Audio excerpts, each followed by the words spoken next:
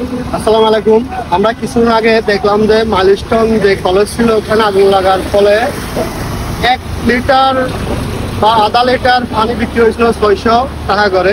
তেমনি এখানে আজকে এই রাস্তায় পানি উঠছে, যার কারণে সর্বোচ্চ হেঁটে গেলে 1 মিনিট বা 1.5 মিনিট, কিন্তু এখানে রিক্সাওয়ালা বাইরে থাকতেছে যে প্রায় 40 টাকা 50 টাকা, এবং সিএনজি সামান্য এতটুকু পথ পানিতে পানি বেশি হয় না, পানি এতটুকু হলো, এতটুকু পানি দিয়ে আমরা যারা হাঁটতে আসতে পারি না তারা অবশ্যই রিক্সা নিয়ে থাকি। রিক্সাওয়ালারা আমাদেরকে এতটা জিম্মি করতেছে, ওরা সামান্য এতটুকু পথ 40 টাকা করে নিতেছে।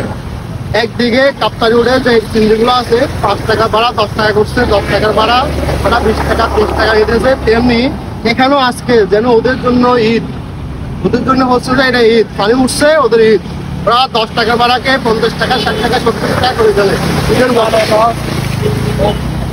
যা হোক না কেন, আমরা দেখতে পাচ্ছেন এখানে যেভাবে স্রোত আসতেছে, স্রোত গুলা মনে হচ্ছে যে আমরা কক্সবাজারে পানিতে নামছি, এবং কক্সবাজারের স্রোত দেখবেন কিছুক্ষণের মধ্যে যে কক্সবাজারের ভিতরে আমাদের এখন সিএনজি চলতেছে, রিক্সা চলতেছে, তারপর মোটরসাইকেল চলতেছে কক্সবাজারে।